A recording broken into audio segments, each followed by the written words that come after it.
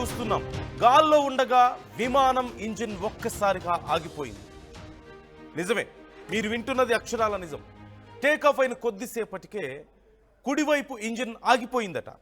Engine oil pressure జీరోకి పడిపోవడంతో ఈ సమస్య తలెత్తినట్లుగా తెలుస్తోంది. ఢిల్లీ నుంచి ముంబై వెళ్తున్న ఎయిర్ ఇండియా బోయింగ్ 777 విమానంలో ఈ ఘటన చోటు చేసుకుంది. ఇంజిన్ ఆగిపోవడంతో పైలట్లు అప్రమత్తమయ్యారు. విమానం ఢిల్లీ ఎయిర్పోర్ట్లో ఎమర్జెన్సీ ల్యాండింగ్ చేశారు. విమానంలో 175 మంది ప్రయాణికులు ఆ సమయంలో ఉన్నట్లుగా తెలుస్తోంది. ఇంజిన్ ఆగిపోవడంతో ఒక్కసారిగా ఎలా ఉంటుందనేది మీరు ఊహించుకోండి. 175 మంది ప్రయాణికులు ఉన్నారు, క్రూ ఉన్నారు.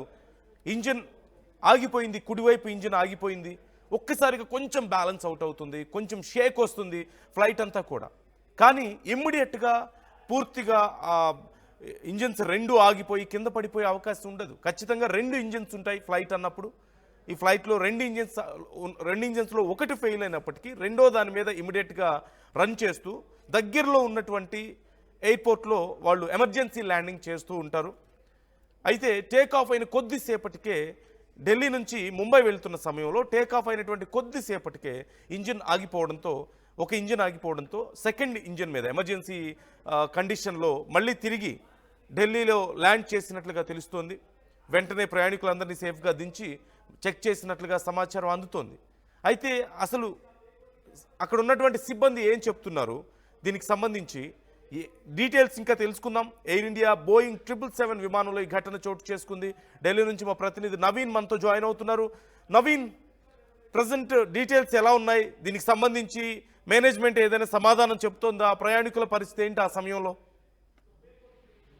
అంటే ఎయిర్ ఇండియాకి పెద్ద ప్రమాదం తప్పినట్టు కూడా మనం చెప్పుకోవచ్చు. ఎందుకంటే ఆ ఢిల్లీ నుంచి ముంబైకి వెళ్తున్నటువంటి AI 787 విమానంలో సాంకేతిక సమస్య కూడా ఎదురైనట్టు కూడా మనకు తెలుసు. అంటే ముఖ్యంగా రైట్ సైడ్ లో ఉన్నటువంటి ఇంజన్ లో ఆయిల్ కొంత సమస్య వచ్చినందుకు పైలట్ వెంటనే అప్రమత్తమై వెంటనే టేక్ ఆఫ్ అయినటువంటి ప్రాంతం, అంటే ఢిల్లీ నుంచి టేక్ ఆఫ్ అయినటువంటి ఆ కొద్ది నిమిషాలను మళ్ళీ ఆ ల్యాండ్ అయినటువంటి పరిస్థితి నెలకొంది. ప్రస్తుతానికి అక్కడ ఉన్నటువంటి ప్రయాణికులు అందరూ కూడా సురక్షితంగా బయటకు కూడా వచ్చినటువంటి పరిస్థితి నెలకొంది. అయితే ఈ ఏరోప్లేన్ మాత్రం ఢిల్లీ నుంచి ముంబైకి వెళ్తున్నటువంటి వెళ్తున్నటువంటి సమయంలో ఈ యొక్క టెక్నికల్ కి సంబంధించినటువంటి సమస్య కూడా ఎదురైనట్టు కూడా ఉన్నటువంటి ఆ పైలట్ తో పాటు వెంటనే ATC కూడా వారు సమాచారం కూడా ఇవ్వడం జరిగింది. ATC కూడా వెంటనే అప్రమత్తమై ఆ ఫ్లైట్ ని సురక్షితంగా ల్యాండ్ చేసేటువంటి ప్రయత్నం కూడా చేసినటువంటి పరిస్థితి. మొత్తం ఈ ఫ్లైట్ లో దాదాపు 335 మంది ఆ ప్రయాణికులు కూడా వీరు ప్రయాణిస్తున్నారు. గతంలో కూడా చూసాము, ఇటు ఆంధ్రప్రదేశ్ గన్నవరం నుంచి వైజాగ్ వెళ్తున్నటువంటి ఎయిర్ ఇండియా విమానంలో కూడా ఇదే తరహాలో సమస్య కూడా తలెత్తినటువంటి పరిస్థితి నెలకొంది. కాబట్టి ఈ రోజు ఎయిర్ ఇండియా సంబంధించినటువంటి AI 787 ని వెంటనే ల్యాండ్ చేయడం, వెంటనే అక్కడ ఉన్నటువంటి టెక్నికల్ సిబ్బంది అంతా కూడా ఆ ఎయిర్ ఇండియా ఫ్లైట్ ని కూడా పూర్తి స్థాయిలో తనిఖీలు కూడా చేశారు. అక్కడ ఉన్నటువంటి టెక్నికల్ సమస్యను కూడా గుర్తించారు. వెంటనే ఆయిల్ సంబంధించినటువంటి లీకేజ్ కావచ్చు, రైట్ సైడ్ ఇంజన్ లో ఆ ఆయిల్ కొంత ఫిల్టరింగ్ సమస్య ఉండడం వల్లనే ఈ యొక్క సమస్య కూడా తలెత్తినట్టు కూడా అధికారులు చెప్పడం జరుగుతుంది. అంటే ప్రయాణికులకి మరి ఆల్టర్నేట్ ఏర్పాట్లు ఏమైనా చేశారా? డీటెయిల్స్ ఏమైనా తెలుస్తున్నాయా నవీన్ దీనికి సంబంధించి? అంటే ప్రస్తుతం కొద్దిసేపటి క్రితమే ఎయిర్ ఇండియా సంబంధించినటువంటి అధికారులు కూడా స్పందించారు. ముఖ్యంగా DGCA కూడా ఈ ఎయిర్ ఇండియా సంబంధించినటువంటి ఆ సమస్యతో కూడా ఒక రిపోర్ట్ కూడా ఇవ్వాలని చెప్పేసి DGCA కూడా ఎయిర్ ఇండియాని కోరడం జరిగింది. అయితే కొద్దిసేపటి క్రితమే ఎయిర్ ఇండియా సంబంధించినటువంటి అధికారులు స్పందించారు. ఏదైతే ప్రయాణికులకి వారందరికీ కూడా ఆల్టర్నేట్ ఫ్లైట్ కూడా ఏర్పాటు కూడా చేయడం జరుగుతుంది. ఎందుకంటే ఆల్రెడీ ఈ ఎయిర్ ఇండియా సంబంధించినటువంటి విమానాన్ని ఉదయమే పూర్తి స్థాయిలో టెక్నికల్ సంబంధించినటువంటి అంశాలు కూడా తనిఖీలు చేసిన తర్వాతనే టేక్ ఆఫ్ కి వారు అనుమతి కూడా ఇవ్వడం జరిగింది. కానీ సడన్ గా ఈ ఇంజన్ లో ఉన్నటువంటి ఆయిల్ ప్రెషర్ తక్కువగా రావడంతో వెంటనే ల్యాండ్ కూడా చేస్తామని చెప్పేసి కూడా ఎయిర్ ఇండియా అధికారులు చెప్పడం జరుగుతుంది. కాబట్టి ఆల్టర్నేట్ గా ఫ్లైట్ కూడా ఏర్పాటు చేశారు. మరి కొంతమంది ఆ ఫ్లైట్ లో తమ గమ్యస్థానం కూడా వెళ్ళడం జరిగింది. Right thanks for the details Naveen. So overall గా ఇమీడియట్ గా వేరే ఆల్టర్నేటివ్ ఏర్పాట్లు చేసి ప్రయాణికులందరినీ కూడా వారి గమ్యస్థానాలకు చేర్చినట్లుగా తెలుస్తోంది. అలాగే జరిగినటువంటి ఇన్కన్వీనియన్స్కి ఎయిర్ ఇండియా క్షమాపణ చెప్పింది. ఇప్పుడు ఎయిర్ ఇండియా బోయింగ్ 777 విమానానికి సంబంధించి పూర్తి స్థాయిలో వారు చెక్ చేస్తున్నట్లుగా తెలుస్తోంది. సమస్య ఎక్కడొచ్చింది, ఇంజన్ ఎందుకు ఆగిపోయింది అనేది. ఇంజన్ ఆగిపోవడం అనేది అతి భయంకరమైనటువంటి సమస్య. ఖచ్చితంగా చిన్న కారణాలతో ఇలా జరగదు. ఇంజిన్స్ చాలా పర్ఫెక్ట్గా చెక్ చేసుకున్న తర్వాత ఒక ఫ్లైట్ బయలుదేరిన తర్వాత, గతంలో మనం చూసాం అహ్మదాబాద్ ఘటన తర్వాత చాలా రోజుల పాటు ప్రయాణికులు ఫ్లైట్ జర్నీ అంటే భయపడ్డటువంటి పరిస్థితులు. వాటితో పాటు ఆ తర్వాత వరుసగా ఈ ఫ్లైట్ జర్నీస్లో ఎన్నో మిస్టేక్స్ జరుగుతూ ఉండడం. గతంలో కూడా కొన్ని సందర్భాల్లో ఇలా ఇంజిన్ ఫెయిల్ అయినటువంటి సందర్భాలు ఉన్నాయి. అలాగే గాల్లో ఎగురుతున్న సమయంలో సడన్గా పక్షులు ఢీకొట్టి ప్రమాదాలు జరిగినటువంటి సందర్భాలు ఉన్నాయి. కొన్ని అలాగే ఈ ఇంజిన్స్ సైడ్ రెక్కలకు ఉన్నటువంటి ఈ జాయింట్స్ కొంచెం వీక్ అవ్వడం, అక్కడ షేక్ రావడం, వాటిని ప్లాస్టర్స్తో అంటించి రన్ చేస్తున్నారంటూ ప్రయాణికులు కొన్ని వీడియోస్ తీసి పెట్టడం, ఇలా ఎన్నో సమస్యలు ఎయిర్వేస్కి సంబంధించి ఎన్నో సమస్యలు మనం చూస్తూనే ఉన్నాం.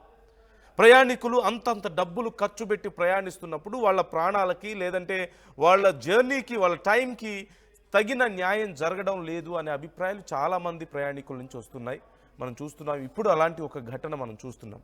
అంటే ఏవైనా ప్రకృతి విపత్తుల వల్ల, అంటే ఫ్లైట్ ఆల్రెడీ గాల్లోకి ఎగిరిన తర్వాత ఒక్కసారిగా వాతావరణంలో మార్పులు రావడమో, లేదంటే అనుకున్న దానికంటే చాలా వేగంగా వాతావరణం చేంజ్ అవ్వడము, ఉరుములు మెరుపులు, అతి భారీ వర్షం పడడం, లేదంటే ఓవర్ క్లౌడీ అయిపోవడం సడన్గా, ఇలాంటివి ఏదైనా కారణాలు, ఫాగ్ ఎక్స్ట్రీమ్గా ఎక్కువగా ఉండడం కానీ, అంటే ఎగిరిన తర్వాత ఏదైనా సమస్య వస్తే ఒక 10 నిమిషాల తర్వాత పావు గంట తర్వాత ఓకే ఒక అర్థం ఉంటుంది. కానీ ఇంజిన్ ఆగిపోవడం ఏంటి? అందులోనూ గాల్లో ఉండగా ఇంజిన్ ఆగిపోయిందంటే ఎంత భయంకరమైన పరిస్థితి ఉంటుంది. ఒక్కసారిగా ఆ చేంజ్ కనిపిస్తుంది. లోపలంతా కూడా టర్బులెంట్ ఎఫెక్ట్స్ వస్తాయి, ఒక షేక్ అవుతుంది, బ్యాలెన్స్ కోల్పోయినట్లుగా కనిపిస్తుంటుంది ఒక్కొక్కసారి. వెంటనే సెకండ్ ఇంజిన్, 2 ఇంజిన్స్తో నడుస్తూ ఉంటాయి ఫ్లైట్స్ అన్నీ కూడా కంపల్సరీగా. ఒకవేళ ఒక ఇంజిన్ ఆగిపోయినా ఇమ్మీడియట్గా మరొక ఇంజిన్ రన్ చేస్తారు. అది గ్లైడర్గా పనిచేస్తుంది, అంటే అది సేఫ్టీ కోసం ఎమర్జెన్సీ ఇంజిన్ యూజ్ చేస్తారు. సో సెకండ్ ఇంజిన్ మీద ఖచ్చితంగా ఫుల్ ట్రిప్ సమస్య. ఇప్పుడు మరొక సమస్య మనం చూస్తున్నాం. ఎయిర్ ఇండియాలో చోటు చేసుకున్నటువంటి సమస్య ఇది. ఎయిర్ ఇండియా బోయింగ్లో చాలా ఫ్రీక్వెంట్గా సమస్యలు వస్తూనే ఉన్నాయి. సో మరొకసారి ఇలాంటి ఘటనలు జరగకుండా చూసుకోవాల్సిన బాధ్యత ఉంది. అలాగే ఈ విషయం మీద కఠిన చర్యలు తీసుకోవాల్సిన బాధ్యత కూడా ఉంది. ఏవియేషన్ మీద ఇటు కేంద్ర ప్రభుత్వం విషయంలోనూ కన్సర్న్ మంత్రి ఈ విషయంలో ఖచ్చితంగా విచారణ చేయాల్సిన అవసరం ఉంది. At the same time DGCA విషయంలో కూడా డీజీసీఏ కూడా దీంట్లో ఇన్వాల్వ్ అవుతుంది. ఖచ్చితంగా దీనికి సంబంధించి రిపోర్ట్ అడుగుతుంది. ఎందుకు ఆగిపోయింది, ఎలా ఆగింది, ముందే ఎందుకు చెక్ చేసుకోలేదు, చెక్ చేశారా లేదా ప్రాపర్గా, సమస్య ఎక్కడొచ్చింది అనేది ప్రతిదీ ఖచ్చితంగా అడుగుతారు. ఎందుకంటే ఒక ఫ్లైట్ స్టార్ట్ అయ్యే ముందు పూర్తి స్థాయిలో 100% ఫ్లైట్ కండిషన్ ఎలా ఉందనేది చెక్ చేసుకుంటారు. ఏ చిన్న సమస్య ఉన్నా సరే డిలే చేస్తారు, లేదంటే క్యాన్సిల్ చేస్తారు సమస్య ఎక్కువగా ఉంటే.